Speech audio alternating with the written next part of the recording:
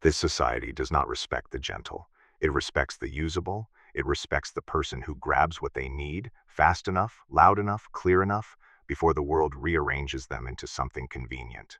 If you've spent years being good, being accommodating, being careful not to offend, and still feel smaller every month, you already know the uncomfortable truth. Your kindness wasn't the problem. Your lack of boundaries was. Your softness became permission. And today, I'm going to say the thing your inner child hates. Toughness isn't a sin. Toughness is a survival instinct. The only reason you were taught to call it evil is because someone benefited from you being easier to manage. Listen carefully, because the moment you understand this, you stop bargaining with reality. People love to talk about character like it's a decoration, like you can polish yourself into a moral statue and the world will applaud your serenity. But most of what happens in human life is not moral. It's transactional, it's behavioral, it's power with a smile on it. So I want you to watch closely how you got trained. You learned early that being agreeable gets you safety. Don't disagree with adults. Don't make a scene. Don't create discomfort. Be the kind kid. Be the helpful sibling. Be the calm friend. Be the one who absorbs the tension so everyone else can stay comfortable. That training feels like virtue. It feels noble. It even earns you praise. But praise is not love. Praise is control dressed up as approval. And the real contract you unknowingly signed was simple. You will not threaten anyone's comfort. You will not force anyone to confront themselves. You will make life easier for people who don't want to grow. And then you grew up, and you brought that contract into adulthood. You started giving away your time to people who never reciprocated. You started explaining yourself to those who didn't care to understand. You started accepting disrespect because you were afraid that refusing would make you bad. You made yourself predictable. And when you become predictable, people stop treating you like a person. They start treating you like furniture. This video is about the moment furniture wakes up. It's about the hidden self that learned to survive by shrinking. It's about why being nice stopped working. It's about how to build an identity that cannot be exploited. Not by becoming cruel, but by becoming unmovable. Now let's go deeper, because the surface version of this topic is too clean. The surface version says, be strong. But strength without psychology is just another slogan people use to shame themselves into performance.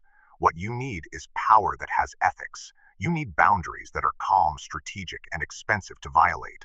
And first, we have to face the ugly mechanism nobody wants to name.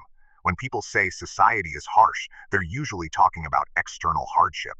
But the deeper issue is internal. You were conditioned to punish yourself for wanting more. You were conditioned to believe that desire is selfish. You were conditioned to believe that conflict is wrong. You were conditioned to believe that your needs are a burden and everyone else's needs are sacred. That is not morality. That is programming. And programming always has a reason. If a system can make you feel guilty for taking up space, it can keep you compliant without needing a fist.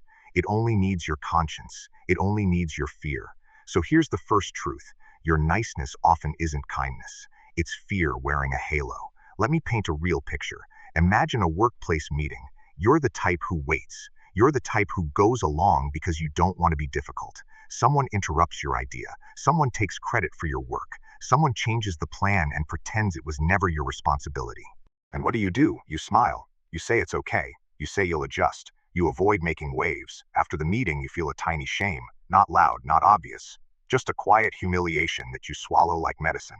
You tell yourself you're being mature. You tell yourself you're being collaborative. You tell yourself you're above drama. But inside, you are learning a lesson. You are learning that your voice doesn't matter. You are learning that your reality can be overwritten. You are learning that you'll sacrifice yourself to keep the peace.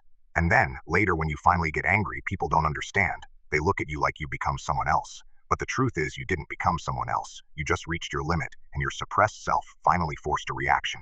A reaction always looks sudden from the outside because you trained everyone to ignore your earlier signals. Kindness becomes a marketing label. It becomes a costume. Many people read it as weakness because they've learned to exploit weakness. Not everyone, but enough. And when they exploit you once, they don't stop. They test again because you taught them the rules without knowing it. You taught them that if they take one step, you'll take 2 steps back. You taught them that your boundaries are decorative. You taught them that your yes is flexible. And no, this doesn't mean you should stop being a good person. It means you should stop confusing goodness with self-abandonment. Here's the psychological pattern. A boundary is not a wall. It's a communication device. When you fail to communicate limits clearly, people will fill the gaps with their assumptions. And what assumptions will they choose? the ones that benefit them. So when you tolerate behavior, you create an illusion. You create the illusion that you're okay with it. But you weren't okay. You were just trying not to face the discomfort of confrontation. Which leads to the second truth. People do not respect endurance. They respect results and clear positioning. You've seen it in relationships, you've seen it in friendships, you've seen it in money and status. Some people treat your pain like entertainment. They treat your tolerance like an open door. A coworker borrows your work, your contacts, your ideas, and then tells a story that makes them look like the hero. When you confront them, they act confused. They say it wasn't intentional. They say they thought you were fine with it. They learned you won't escalate. They learned you'll accept misunderstanding as payment. A friend always needs help. They show up when they're drowning, and you rescue them with your time, your energy, your emotional labor. But the moment you need something, they get busy. They get distant. They become someone you can't reach. They don't necessarily hate you. They just know you can be used. And the worst part is how your brain tries to fix it with morality. You start asking, how do I make them appreciate me more? As if appreciation is the missing ingredient, instead of reciprocity and respect. No, appreciation is optional. Respect is structural. Respect is what happens when you stop performing, when you stop being available at the cost of yourself, when you stop negotiating your dignity. There's a sentence I want you to remember. The world doesn't reward your pain. It rewards your ability to protect your value. In a consumer economy, in a dating economy, in a workplace economy, value is not measured by your intentions. It's measured by your capacity to hold your line. That is why society respects the strong. Not because the world is wise, but because the world is lazy. The world prefers people who are hard to manipulate. It prefers people who make the cost of disrespect obvious. So the strong are not always strong emotionally. They're often just protected by consistency. They say what they mean, and they mean it. They act before it becomes a debate. They don't waste energy asking for permission to exist. That brings us to the third truth, and it's the one that flips the entire script. Being tough is not about becoming reckless. It's about becoming sovereign. Sovereignty sounds fancy. It's not. It's very simple. It means your emotions no longer drive the bus. It means your time is yours. It means your energy has a price tag. It means you stop treating every social signal like an emergency. Your feelings will still exist. You're not a robot. But you stop letting feelings dictate decisions the way a puppet master dictates a performance. Think about how you usually behave under stress. You apologize too quickly. You explain too much. You agree too fast. You rush to fix the discomfort you didn't create. Why? Because you're afraid of rejection. You're afraid of conflict. You're afraid that if you're not nice, you'll be punished. That fear is an internal supervisor that never clocks out, and people who exploit you can smell that supervisor. They can smell the hesitation. They can smell the willingness to self-correct at their expense. So they push. They push until you snap, or they keep pushing because you never snap, you just shrink. Either way, the exploitative person gets what they want, a lower-cost relationship. That's why the society prefers the strong, not because strength is glamorous, it's because strength is efficient. A strong person doesn't negotiate with bad behavior. They remove access. They don't argue forever. They set terms once, then they follow through. This is where most self-help videos fail you. They say, use boundaries. They say no. They say, believe in yourself. But none of that matters if your boundary is not backed by action. A boundary that you don't enforce is just a wish. People don't respect wishes. They respect consequences. So let's get practical, but not soft. If someone consistently disrespects you, your first boundary can be verbal and simple. But your second boundary must be behavioral. You stop doing extra. You stop covering their incompetence. You stop being the emergency contact. You stop giving second chances that reward the same pattern. Not with rage, with calm withdrawal. Most people miss this because they think tough means angry. It doesn't. Toughness often looks boring. Toughness looks like silence with follow-through. It looks like a neutral tone. It looks like no more explanations. It looks like ending the conversation when the person is disrespectful.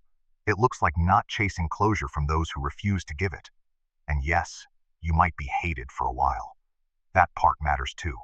A lot of your compliance was bought with fear of being disliked. You feared being the villain. You feared being labeled difficult. You feared losing the social membership. But here's the hidden math. If you let people define your identity through their opinions, you will always stay under their control. Because opinions are cheap. They change daily. But your life is not cheap. When you stop trying to be liked, you become harder to manipulate. You become less predictable. People can no longer steer you by guilt. Guilt works only when you still want approval. So if you want to rise, you have to change what approval means to you. Approval should not be your currency. Progress should. Now I want to make this even more concrete because your brain will try to romanticize toughness and forget the messy parts.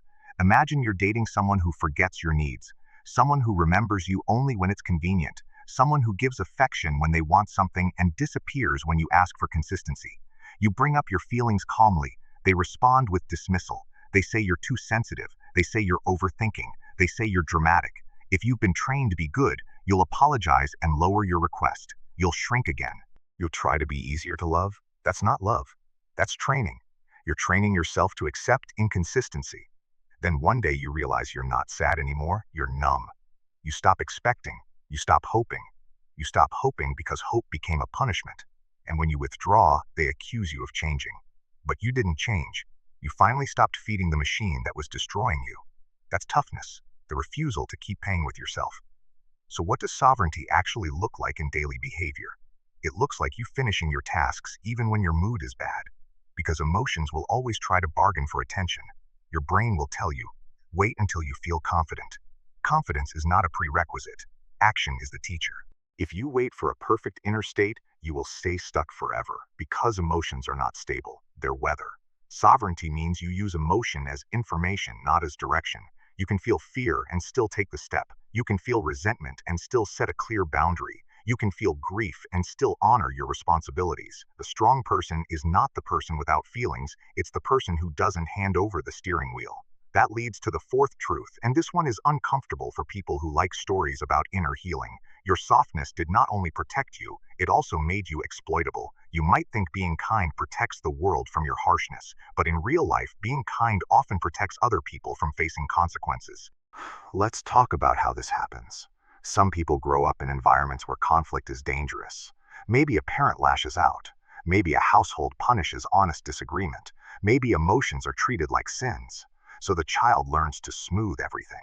They learn to read the room. They learn to anticipate anger. They learn to preempt problems. They become a human smoke detector. And then that skill travels into adulthood. You get great at managing other people's feelings. You get great at predicting what will upset them. You get great at adjusting your behavior like a professional translator. But you become mediocre at managing your own boundaries because you never practiced it as a child. You practiced compliance. So when you meet exploitative people as an adult, you're not just too nice, you're trained. You're trained to be responsible for the emotional comfort of everyone else. That is why you sometimes don't even notice the pattern until you feel exhausted. You don't notice in the moment because your nervous system is busy staying safe. And by the time you notice, it's too late. You're already in the corner. So the key shift is this. Stop waiting for the abuse to become obvious enough. Notice patterns early. Because exploiters rely on your delayed recognition.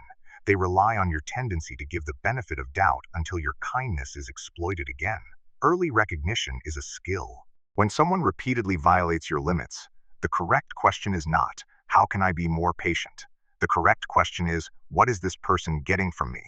That question is brutal, but it's liberating. It removes the fantasy that you can fix the other person through your moral endurance. It removes the fantasy that they will eventually see your goodness. Some will see it. Many won't. The ones who don't see it are not blind. They're benefiting. And the ones who see it will keep using it unless you stop paying. There's a story I have heard 100 times, and I'm going to say it again because it's the clearest example of how being good traps you. A young professional joins a team. They work hard. They help colleagues. They volunteer for everything. They think effort equals belonging. Then they realize nobody volunteers for them. Nobody sends work back with praise. Nobody steps up when they need credit. When deadlines hit, they're the one always staying late. Finally, they confront it gently. They say, I've noticed I've been carrying more of the workload. And what happens? The team member who benefits most says something like, oh, I didn't realize you were struggling. Then they smile. They act surprised. They promise to do better. Then nothing changes. Why nothing changes? Because the system doesn't require them to change. The system requires only one thing, for you to keep doing the work. You made yourself replaceable through exhaustion. So the solution isn't an emotional plea. The solution is reduced access. It's less availability. It's refusing the extra. It's reporting fairly. It's saying no to new tasks unless there is compensation. It's choosing to protect your energy as if it were your job, because it is. Toughness is sometimes just operational honesty. Now, the fifth and final truth, and it's the darkest one, because it forces you to stop blaming society as an excuse for your own fear. You are not stuck because the world is unfair. You are stuck because your identity is still built around being acceptable. You fear becoming the person who says no, not because you can't handle conflict, but because you still believe your worth comes from others not leaving. So you cling, you over-explain, you bargain. But what if your worth is not something you earn through compliance? What if it's something you protect through boundaries? This is where people break psychologically. Because when you become sovereign, you lose the old rewards. You lose the validation you used to get from being the good one. You lose the role you used to play. And your nervous system will panic. It will try to drag you back into the old behavior because it's familiar.